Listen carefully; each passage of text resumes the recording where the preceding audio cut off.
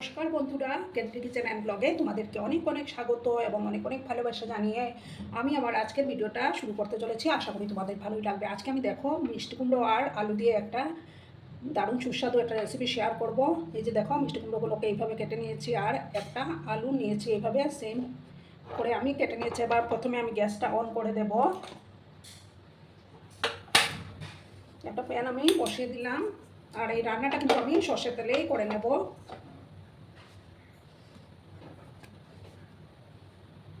তেল দিয়ে আমি প্রথমে ভালো করে গরম করে নেব। তেলটাকে প্রথমে ভালো করে গরম করে নিতে হবে। দেখো বন্ধুরা, তেলটা গরম হয়ে গেছে। এবার আমি সামান্য হলুদের গুঁড়ো অ্যাড করে দিচ্ছি। প্রথমে আমি আলুগুলোকে একটু ভাজা ভাজা করে নেব।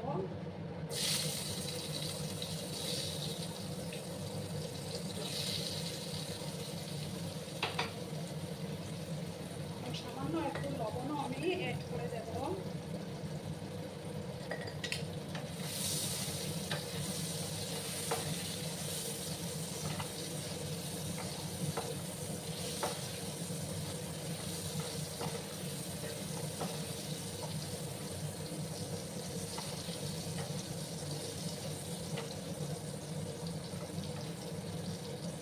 আলুগুলো একটু ভাজা হয়ে যাওয়ার পর আমি কুমড়োগুলো দিয়ে দেবো, কারণ আলু একটু ভাজা হতে সময় লাগে এবং সেদ্ধ হতেও সময় লাগে। তার জন্য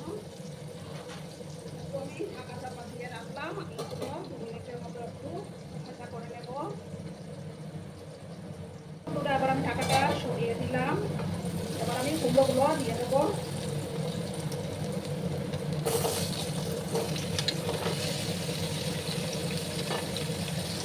আলু আর কুমড়ো একসাথে একটু ভাজা ভাজা করে নেবো, তাতে টেস্টটা আরও ভালো আসবে।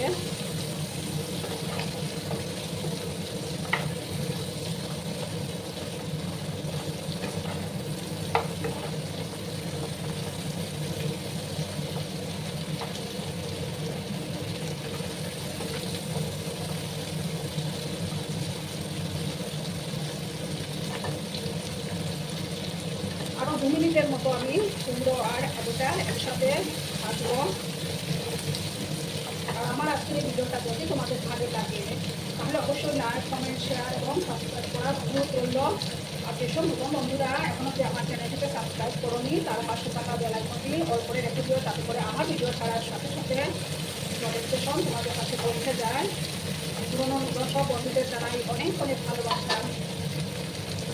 2 মিনিটের মতো আমি এবার লাউ আর মিষ্টি কুমড়ো আর আলুটাকে ফ্রাই করে নেব। তোমরা কিন্তু ভিডিওটা একদম স্কিপ করো না, তাহলে বুঝতেই পারবে না আমি কীভাবে এটা রান্না করলাম। দেখো বন্ধুরা, এখন আমি আলু আর কুমড়োগুলো নামিয়ে নেব একটা ডিশের মধ্যে। এর বেশি বাটার দরকার নেই। সব কুমড়ো আর আলু নামিয়ে নেব। আমি সব নামিয়ে নিয়েছি একটা ডিশের মধ্যে। এবার আমি দেবো 2টো শুকনো লঙ্কা, 2টো তেজপাতা,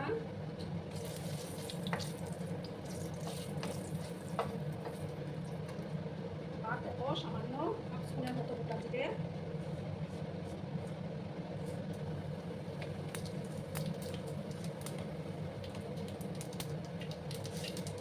আর দেবো সামান্য কালো সর্ষে, আমি সর্ষে দানা চিবিয়ে দিলাম।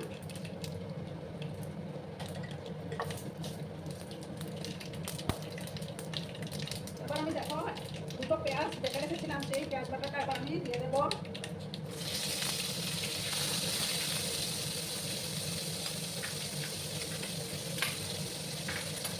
তোমরা চাইলে পেঁয়াজটা কেটেও ব্যবহার করতে পারো, তো আমি পেঁয়াজটাকে বেটেই দিয়েছিলাম।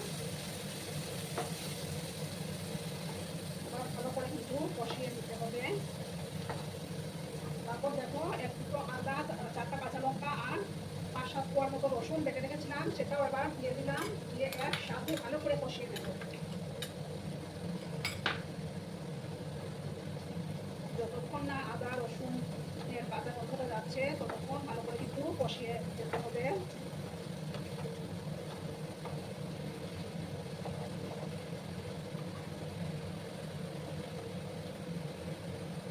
আর দেখো কিছুটা শুকনো কারি পাতা আমি এটার মধ্যে দিয়ে দিলাম। তোমরা চাইলে দিতেও পারো, আবার নাও দিতে পারো। দিলে কিন্তু দারুণ লাগে খেতে। ভালো করে আমি এবার কষিয়ে নেব।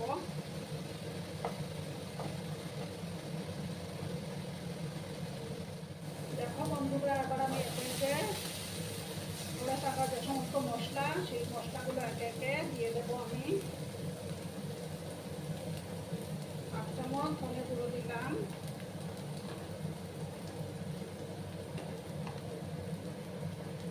1 চামচ জিরে গুঁড়ো,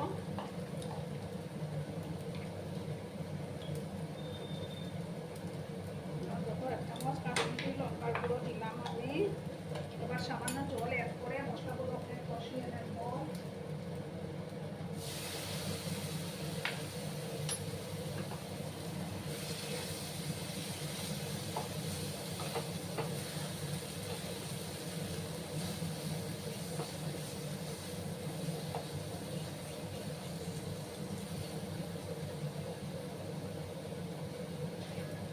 আর একটু জল আমি অ্যাড করে দিলাম, দিয়ে ভালো করে কষিয়ে নেব। এবার একটু হলুদের গুঁড়ো অ্যাড করে দেবো আমি।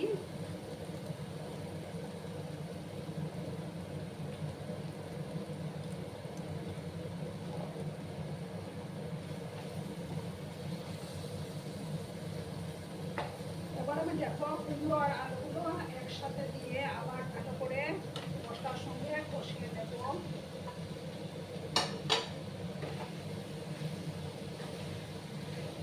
খুব সুন্দর একটা ফ্লেভারও বেরিয়েছে বন্ধুরা।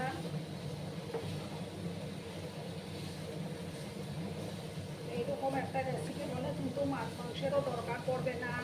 এই রেসিপি ভাত, রুটি, পরোটা, লুচি সব কিছুর সাথেই ভালো লাগে খেতে। তোমরা ডিনারে রুটির সাথে এটা খেতেই পারো। ভালো করে আমি কষিয়ে নেব। এবার পরিমাণ মতো লবণটা অ্যাড করে দেব।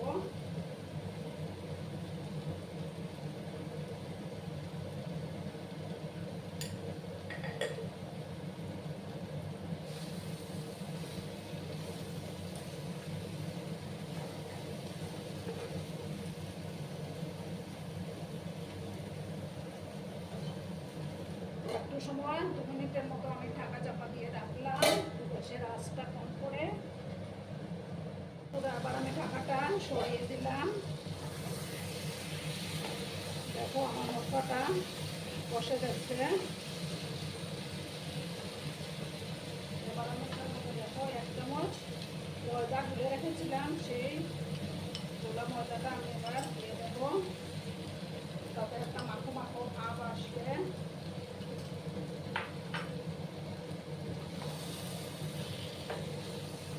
ভালো করে আমি মিক্স করে নিলাম।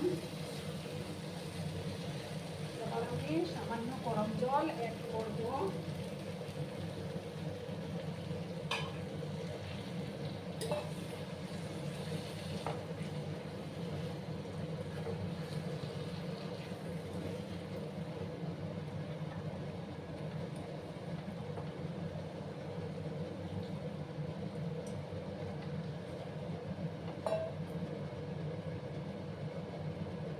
দেখো বন্ধুরা, তরকারির কালারটা কত সুন্দর এসছে। এবার আমি সামান্য চিনি অ্যাড করে দেব।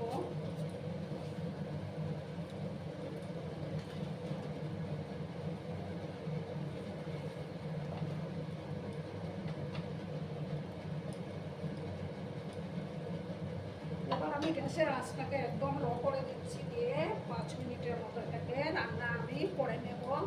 তাহলেই তৈরি হয়ে যাবে আমার কুমড়ো আলুর রেসিপি। বন্ধুরা, এবার আমি ঢাকাটা সরিয়ে দিলাম। দেখো আমার রান্নাটা কিন্তু অলমোস্ট ডান, খুব সুন্দর সুসিদ্ধ হয়ে গেছে। এবার আমি উপর থেকে কিছুটা ধনেপাতা দিয়ে দেব।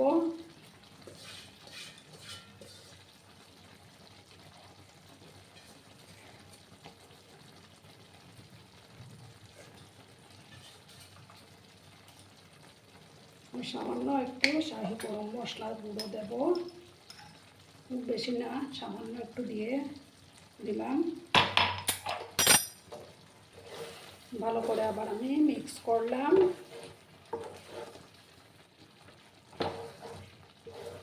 দেখো কুমড়াগুলো গোটা গোটা আছে, অথচ ভালো করে সেদ্ধ হয়ে গেছে। এবার আমি গ্যাসটা অফ করে 2 মিনিট স্ট্যান্ডিং টাইমে রাখবো, তারপর আমি সার্ভ করে দিচ্ছি। দেখো বন্ধুরা, আমি সার্ভ করে দিয়েছি। কেমন হয়েছে অবশ্যই কমেন্ট করে বলো। কিন্তু তোমাদের এই সুন্দর সুন্দর কমেন্টগুলো পড়তে আমার কিন্তু দারুণ লাগে। আর এতক্ষণ ধরে আমার ভিডিওটার সাথে পাশে থেকে আমাকে এতটা ভালোবাসা দেওয়ার জন্য তোমাদেরকে আবারও জানাই অনেক অনেক ভালোবাসা এবং অনেক অনেক ধন্যবাদ। ততক্ষণে তোমরা সবাই খুব ভালো থেকো, সুস্থ থেকো, আনন্দে থেকো। আর আমার ভিডিওটার কোনো অংশেও যদি তোমাদের একটুকু ভালো লাগে তাহলে অবশ্যই তোমাদের পরিবার পরিজনদের মাঝে শেয়ার করে দেওয়ার অনুরোধ রইল। ততক্ষণে খুব ভালো থেকো, ধন্যবাদ।